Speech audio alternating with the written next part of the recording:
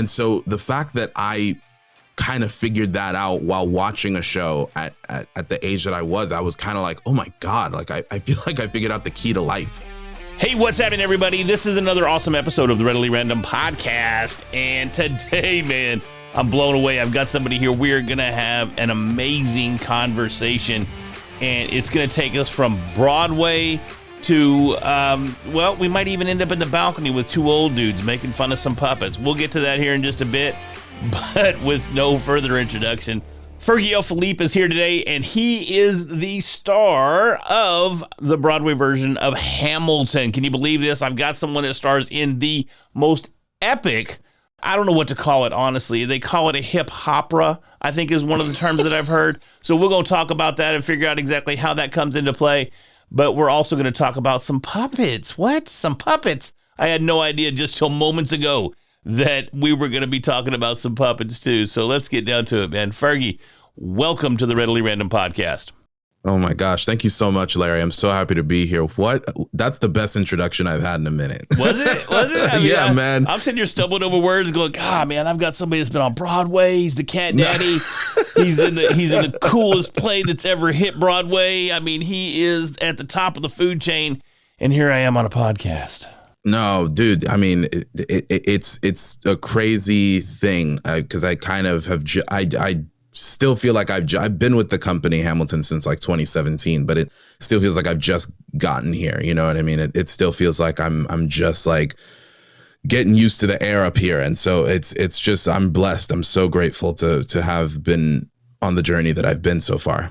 That's amazing. So I mean, let's just get down to it. How did you get involved in a production like this? Yeah, what's crazy is that, so I've been doing theater my whole life, basically, and I went to a performing arts high school. I went to college for musical theater. While I was in college for musical theater, you know, the thing that a lot of people will probably talk about in theater is that, like, theater has so many different conversations around type. And by type, I mean, like, what are the kind of roles that you are going to be playing? And so there's leading man, there's leading woman, there's ingenue, there's character actor, there's all these different things that you can be listed as. And I was still like I was like, I don't really know what I'm going to be doing. You know, I feel like I can fit into a couple of other things. And I was like, okay, I mean, I guess leading actor. And there were all these different shows that, you know, in terms of like whether or not people of color, specifically Black people, were in it, was like, it was really just about the traumatic experience of being a Black person in America. And I was like, I mean, I really respect those shows and I appreciate those shows, but I'm not really trying to only do those kind of shows. I would love to, you know, branch out and stuff. And so then I heard about Hamilton and I was like, oh, I mean, founding fathers in rap. I mean, I'm only gonna, you know, see how successful that can be. But I saw a small preview on YouTube, and the 30 seconds that I saw blew me away. And so I followed the show, and then I went to go see it on Broadway, and it changed my life.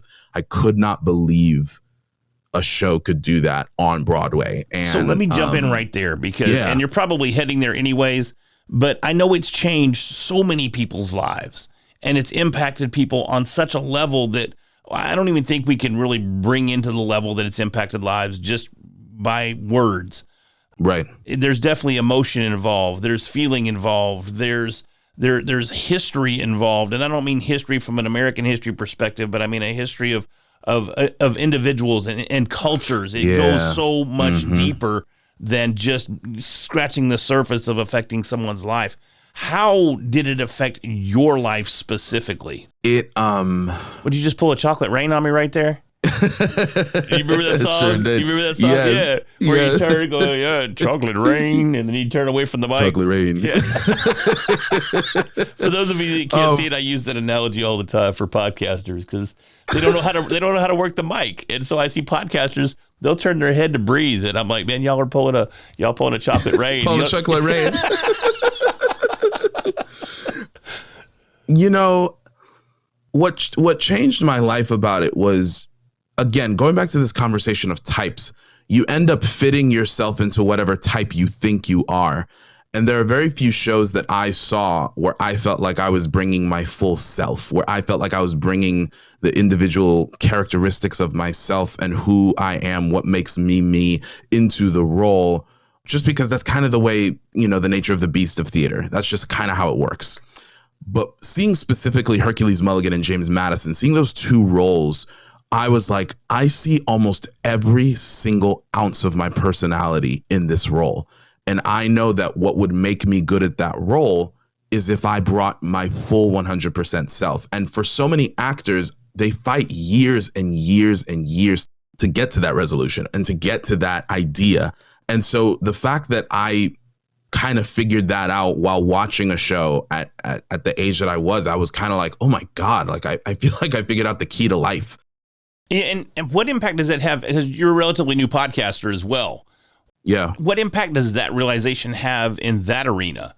Because, and I ask this for a particular reason. I have clients that I work with on podcasting, and so many times they're over here, and I just move behind the mic because they're hiding behind the mic. They're not coming out and they're not being themselves, and they're not just carrying on conversations. They sound like they are reading a script and they are trying to apply.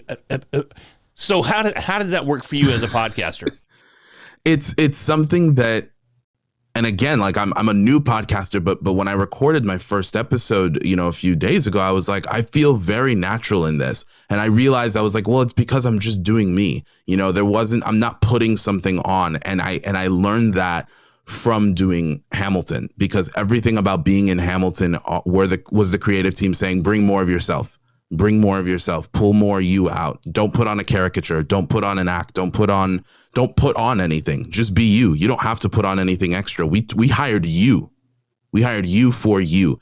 And they constantly kind of drill that into us very positively, but very much they drill into us. We didn't hire you to impersonate Oak or to impersonate Lynn or Leslie Odom. We hired you because we like you.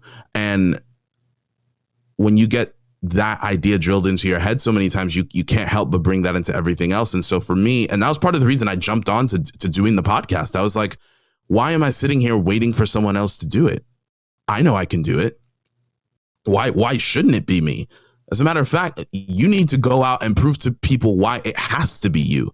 And I feel like, obviously not in an arrogant way, but in a way that's like, I know that I connect with this material and I connect with this subject matter so much. Bring that. That's what people want to see when they listen to podcasts. That's what you like to listen to when you're listening to podcasts. And so the transfer was almost seamless because of that. Yeah, that is tremendous that you have that realization. And it comes from experience, though. I mean, you went to school, you are degreed, you're an actor, you're a professional. So it took time to make this realization and to be able to apply it. Are there any tips or tricks you could share to help others along their path make that transition without maybe stumbling as much as most do? Yeah, it's funny. I actually just embrace the stumble. I think for me, growing up, I was a very anxious kid, and I kind of socially had a hard time.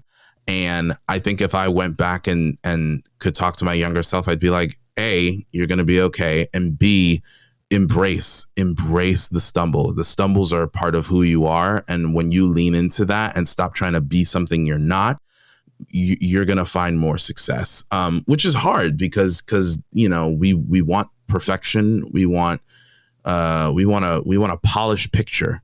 We want a perfectly crafted painting, but we can only get to the painting after we've messed up a few times. And so for me, it's always been about, if I stumble, not getting mad at myself for stumbling, actually being thankful that I stumbled because now I learned. And I'm still learning that lesson. That's still something I'm trying to really push through. And the other thing is that, I don't know if this directly applies, but what I tell my students, I'm also a teacher. And what I always tell my students is you need to start redefining what the word success means to you starting today. And it's not about reaching the pinnacle. It's about at what point in your career are you going to reach where that's not going to take over whether or not you're miserable or not in life. Where are you going to be in a place where you feel comfortable and you feel like you are making enough money and you feel like your relationships are healthy and you feel like, you're able to just live your life. Your career is there to support living your life. It is not your life. And again, another thing that I'm constantly trying to separate, this whole pandemic has just been me trying to separate myself from my work. And it's been incredibly difficult.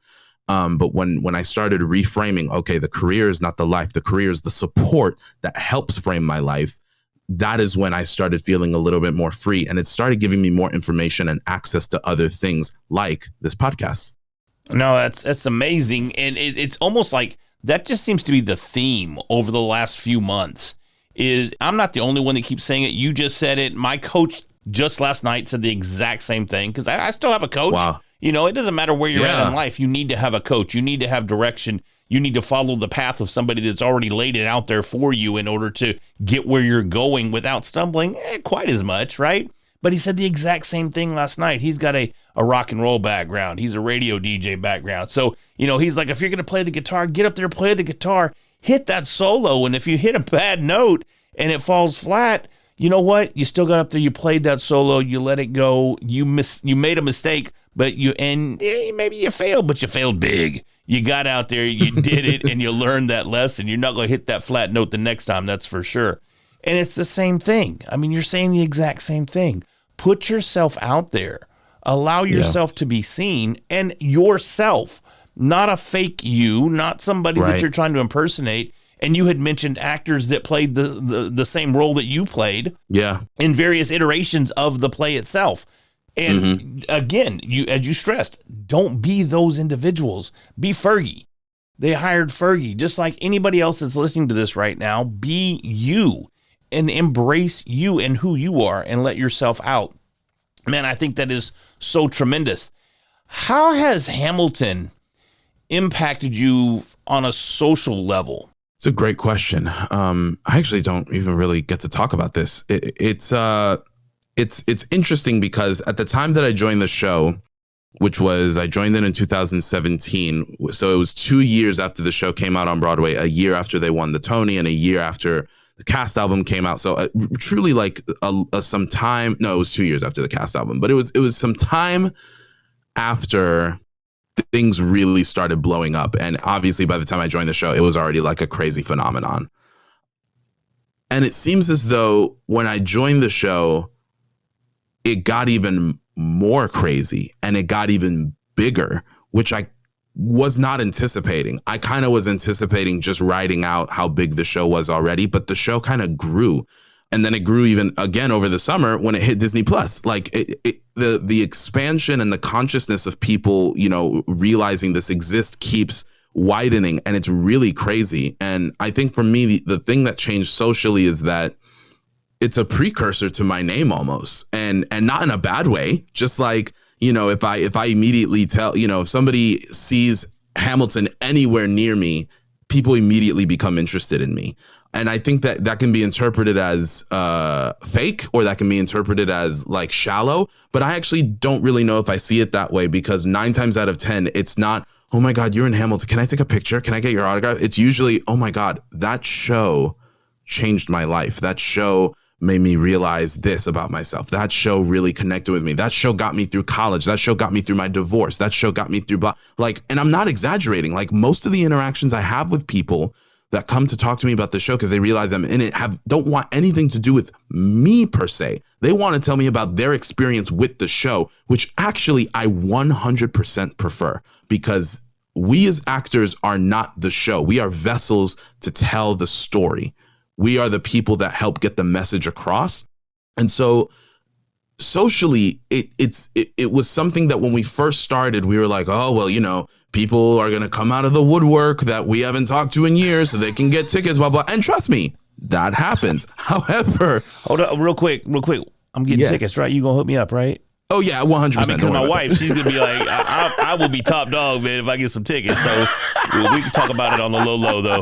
We won't publish that. When it cuts out, when the mic cuts out, we'll make sure we got you. All right, cool. But it's true. You know, people really connect with this show in a way that really, really, that is profound. And not just with theater, but with most media.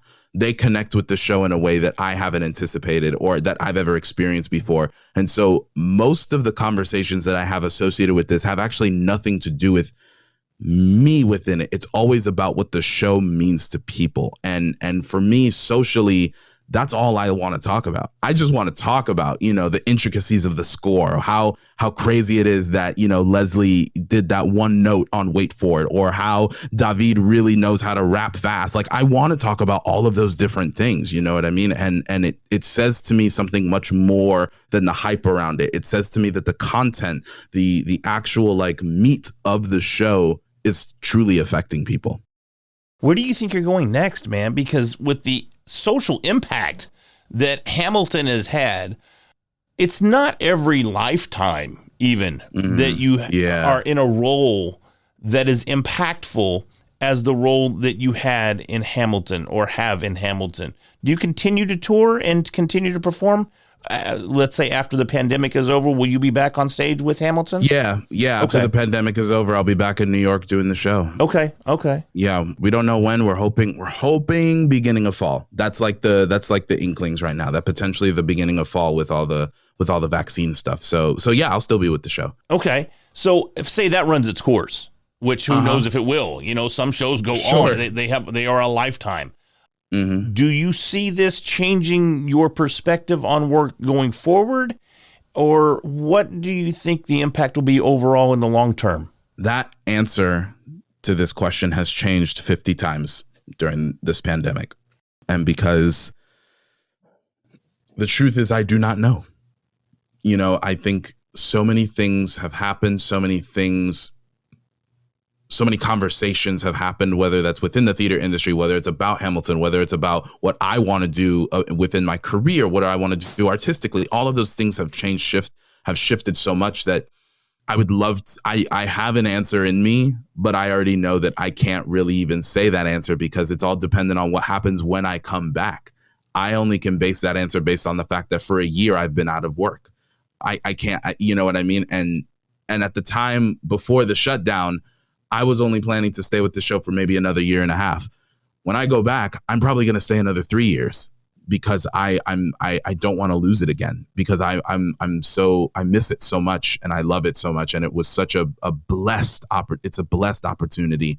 And it's something that not everybody gets. And I'm obviously reminded of that every single day. And so, I don't know. And I think for me, what I do know in this pandemic is that I am wanting to potentially shift from being just a performer into also a content creator, whether that's television, whether that's film, whether that's theater, who knows what that will be. But I do want to also create more content that'll have potentially not the same effect, but similar effects that like Hamilton has, so that people can see more of themselves in the really small, intricate ways, the way that Hamilton did for me. And that kind of leads me to maybe transition on topics just a little bit, because one of your other interests and passions, really, not just an interest, is ironically enough, the Muppets. Mm-hmm. And while Hamilton has a very significant positive impact on society, there's recently been some controversy surrounding this very passion of yours, the Muppets. Obviously Disney Plus has just released the entire series of the Muppets on their platform. But how dare they put a content warning in front of the show? So for those of you that don't know this, let me kind of bring you up to speed. The Muppets were recently released on Disney Plus, and prior to the series airing, they have a content warning that comes up, and I'm going to read it because I think this is really great to show the contrast between what you're involved with Hamilton and then your other passion, which can be offensive. So here's the warning that Disney Plus puts up before the show.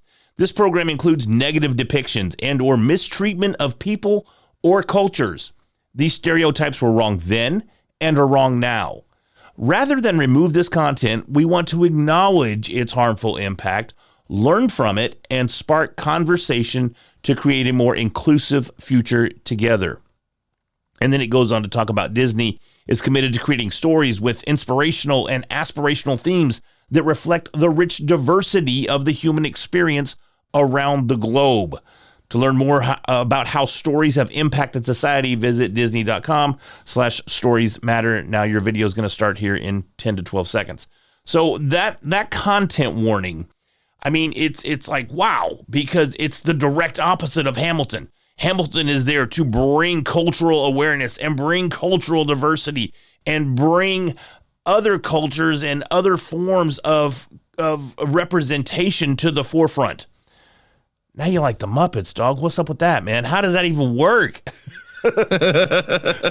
What's unbelievable about the response to the content warnings, and it's funny to have watched. I'm also a big Disney fan, and to watch Disney, when they released the platform of Disney Plus, go through the different ways they wanted to do these content warnings and the way they wanted to kind of address some of the things that their filmography has kind of addressed certain things. It's been interesting because before, that kind of disclaimer was actually just in the info description. It wasn't even like a warning. Now it's a content warning that you can't skip, that you have to read. And that to me is profound. And it's profound to me only because it is a direct statement of, we acknowledge what was wrong. And we need everyone to see that it was wrong. And what's funny about it with the Muppets is that, and it goes hand in hand with Disney, is that I think that these all are things that immediately connect within our inner child. These are things that we all remember from growing up. They are fond memories. To see a warning like that automatically makes you question, am I a bad person because I used to laugh at that, because I used to see nothing wrong with that? And I think that's where the direct response in irritation and people being scared comes from. But really, it's not that. It's exactly what Disney says. We're not going to remove it, but let's acknowledge it for what it is and do better from now on. And it's always interesting because like all of these episodes that those content warnings are in front of, I remember watching as a kid, never even crossed my mind until now. And I go, oh, wow. Yeah, that's exactly what that is. But I see now, obviously, that's not what we're going to do anymore. And so for me, it's relieving. Can I jump in there real quick? Because, and I'm going to maybe cross things up a little bit here. So I'm going to take this opportunity to educate. Speaking to someone that is a person of color, me being is so white you can't tell where my headphones end and my face begins. Okay, so very pigment challenged. Can you look at those episodes that have that content warning, and can you still find humor in the trope that's been identified as offensive today? That's an interesting question. I think it's about the way the joke is written. I think it comes down to how is the joke used and how is the trope being played? Is the trope being played because is the joke that they're making fun of said culture, that they're making fun of said people? Or is the joke involving, so there's two different examples that I can think of. In one episode, Kenny Rogers is the guest star, and every episode begins with Scooter knocking on the door, coming in and saying, hey, 15 seconds to curtain. Scooter comes in and says that to Kenny, and Kenny is like, what is all of this racket inside of my dressing room? And you see all these big metal cranes and pipes and stuff. And he goes, oh, sorry, we're fracking for oil. And then these group of Muppets that are clearly Saudi Arabian come in, and they are, it's that stereotype that these Saudi Arabians are coming in to get the oil. To me, when I first saw that, even after seeing the content warning, I did chuckle, only because I understood where the line comes from. I don't think the joke is they're making fun of Saudi Arabians. I think in their mind, they were saying, oh, well, what part of the country do people often go to get oil from? And obviously, no, this is like a big political thing. This is why so many of our wars start. Sure. And so to understand that connection, I was able to say that's offensive. I also understood where they were going comedically. I don't think it's helpful to bash yourself because you were able to understand that connection. What you're able to do with that, though, is to say, I understand that connection. That is wrong, though. And that is not right. And I should never make a joke like that. And that joke would never, that joke shouldn't be made today and wouldn't fly today. No, not at all. not at all. But then there was another moment where in another episode, Kermit was, I think it was Beverly Sills. He was saying that we had an opening number with a Japanese monkey doing ballet or something like that. And Kermit canceled it. And then this gorilla comes out speaking like fake Japanese and then leaving. And to me, I was like, oh, that's not funny because the joke is on them. The joke is making fun of the Japanese accent. And so I think it's there's no direct like, this is funny, this is not. I think it's moment by moment, and I don't think there's anything wrong because we've been conditioned to laugh at certain things. We've been conditioned to find certain things funny. We've been conditioned to see things in millions of different ways. I think the best thing you do is that you don't just go, well, I thought it was funny, so I don't know why I'm being made bad to feel like it was funny. And instead just go, well, let me break it down. Like, why did I find it funny? Okay, great. Obviously, there's something wrong within that. I have to be mindful of that next time. You know, I don't think there's anything wrong with taking yourself step by step and really just like analyzing those parts of yourself, because that's what we have to do. That's what we have to do with these kind of issues. We can't beat ourselves up, but we have to look inside and figure it out.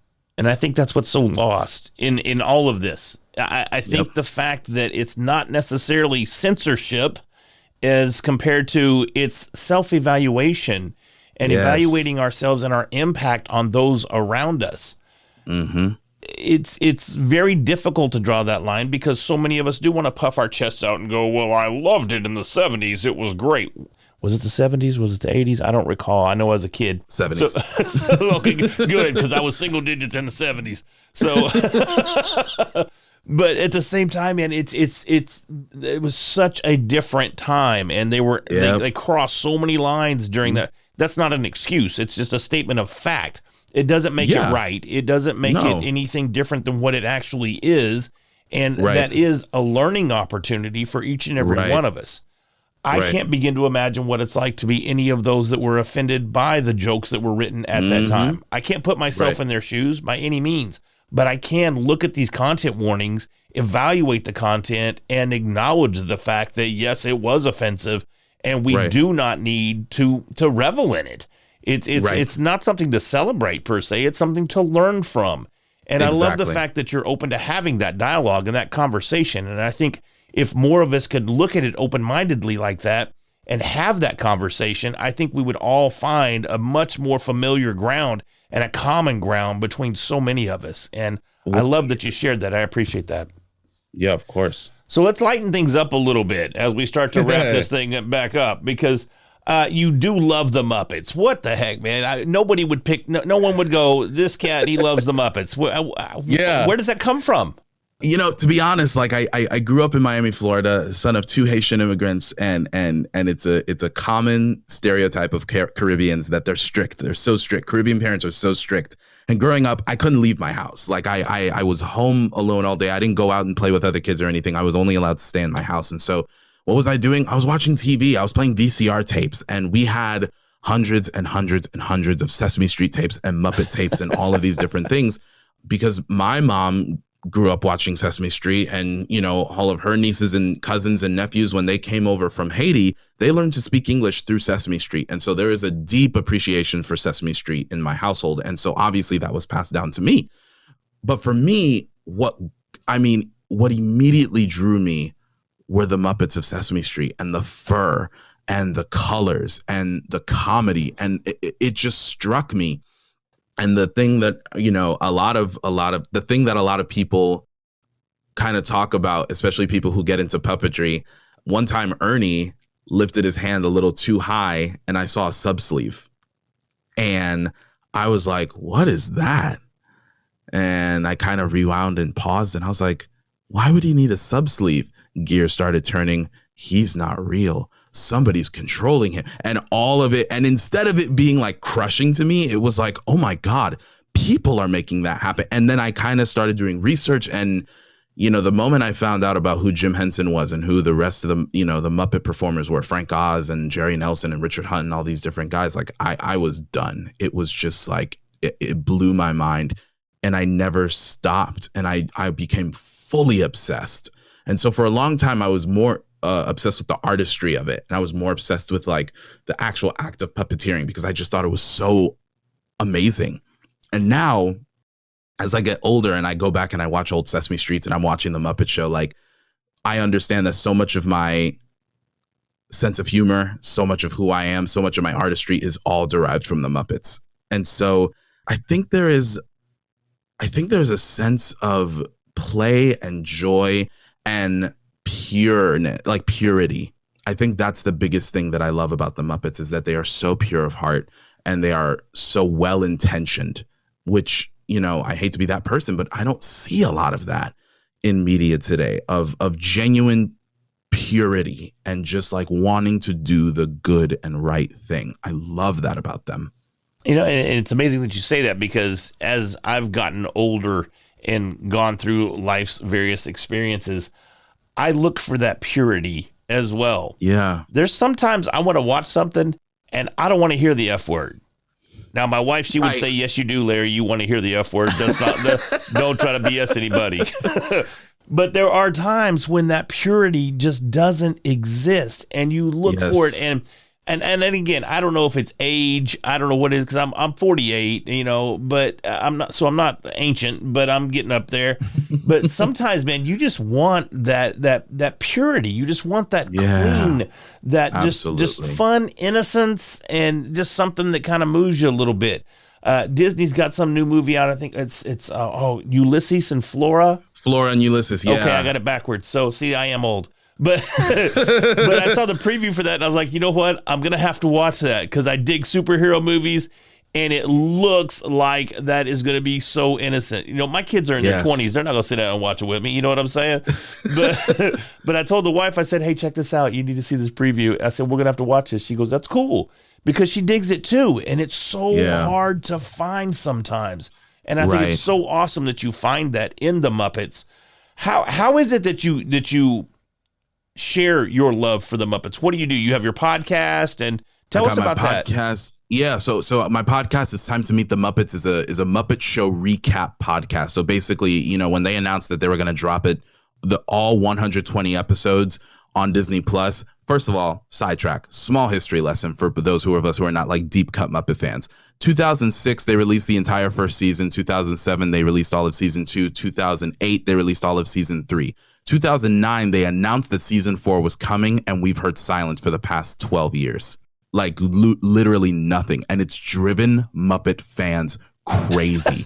I have emailed Disney I wish I was joking. I have emailed Disney Home Video Services so many times asking about an update on the Muppet Show. I think they know my name. I'm not even joking.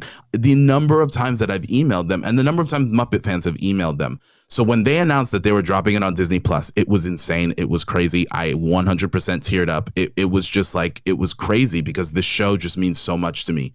And I was like, wow, you know, a recap show would be a lot of fun, kind of like Office Ladies, or kind of like, you know, West Wing Weekly. And then I was like, dag nabbit, it needs to be me.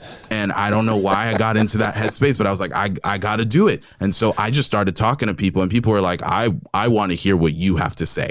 And I was like, I guess, okay, great. If you do, then sure, I'll make it happen. And so, you know, I eventually got things together. And so, yeah, the podcast is just going to be me talking about what I love most about each episode. That's it. It doesn't get more complicated than that. Well, it was funny, just as we were talking about, just briefly there, talking about some of the tropes that we find in there. You were saying names of episodes. I mean, you're sitting here quoting names. You're like, yeah, I think it was this episode, and you rattled off a name, and I'm like, do you know every name of every episode? I mean, are you that involved? For those of you that don't see a video, he's like, maybe, you know, he's like, probably. So, yeah, kind of. That's just crazy, because I used to be that way about the Ultimate Fighting Championship, but then it got kind of crazy. You know, back before, I don't know, we got to about UFC 125-ish, I'll probably cut it off there. I could tell you every fight card, every winner, every loser. I mean, I had it all down. Wow. And I'm still a huge UFC fan. I've still never missed one to date, and it started in 1993, so that's my passion. But, you know, it's amazing to know that when we love something so much, how much information we can retain about it. Truly, yes. Do you still find yourself a student of the game? Do you still do a lot of research into the Muppets? And do you still try to just absorb any small tidbit or fact that you can find about the Muppets? 100%, especially because during the pandemic, I personally have gotten back into puppetry myself. I kind of put it away for a few years, but I got back into it over the summer. So I have been trying to use my Hamilton clout to get in contact with different puppeteers that I've admired. And when I've gotten to talk with people who have worked with Jim Henson, people who, worked with the Muppets, people who worked with Sesame Street, they tell me new things all the time that I'm like, what? I've been alive all this time and I never even thought about that. Like, I'm still learning about all this stuff. I call myself a Muppet aficionado, but there's still so much I'm still learning. And that's what I love about it, is that the world of Muppets never ceases to amaze me in terms of like things that happen behind the scenes or even on screen. Wow, that is crazy. So you're into puppetry yourself. Do you have your own puppet, or have you created your own puppet? Do you have characters that you've created, or? Yeah, I'm in the process of all of that. I'm in the process of building. I bought some professional just so that I can get back into the game of things. But, you have to get a monitor because that's how the puppeteers see their performances. You have to sometimes get a little rolly chair because they have to be so low to the floor. I've had to kind of invest in certain things. I had to invest in an old fashioned camcorder so that I can make sure that the camera flips right, because that's the way that it works. So, I've just been doing what I can to invest in myself as much as I can. And so, yeah, I've also been buying materials left and right so that I can build my own. And I'm about to start. I'm literally about to start in the next 2 weeks. That is so awesome. So you're telling me that if we were to, like a fly on the wall at Fergie's crib, we're going to look in there, you're going to be sitting here on a mechanic's chair, you're going to be sliding across the floor, and you're going to have a puppet up in the air. I have a puppet in my hand. That's right. That is too cool, man. That is too cool. And what's so super cool about it is this second half of our conversation has humanized you. And I say that because you're in such a role in Hamilton that you're superhuman. And I love the fact that we had the opportunity. I'm so thankful that I learned about this just an hour ago, that you were into the Muppets as much as you are, because it's totally changed the scope of our conversation. Right. And I love that it was able to bring this humanity to the forefront and actually show who Fergie really is, and give us some insight into Fergie's world. And I love that, and I thank you for it. Hey, thank you for letting me talk about it. I never get to talk about this stuff, man, but it's my number one passion, the Muppets, and I love them with all my heart, and I always will. That is so awesome. Can people find out more about you and your love for the Muppets? What's the podcast is? Podcast is It's Time to Meet the Muppets Instagram page coming out soon. But if you want to follow me personally, you can follow me at Fergsters95. That is at FERGSTERS95 at Instagram and on Twitter. I'll be posting about everything there. You can find me there to post, to hear about what's happening in my puppet life, happening in my Hamilton life, happening on the podcast life. Everything is that's the main central hub. That's awesome. That's awesome. Fergie L. Philippe, thank you so much for joining me on this episode of the podcast. It was tremendous talking to you. We covered a ton in a very short amount of time, and I know we just skimmed the surface on everything, but I think we got a good introduction as to who you are, and I can't wait to share it with everybody. Larry, thank you so much for having me. I've had a great time. Let's talk again, man. Most definitely. I would love to. Seriously. That'd be great. Yeah. All right, man. Take care. Hey, man. You too.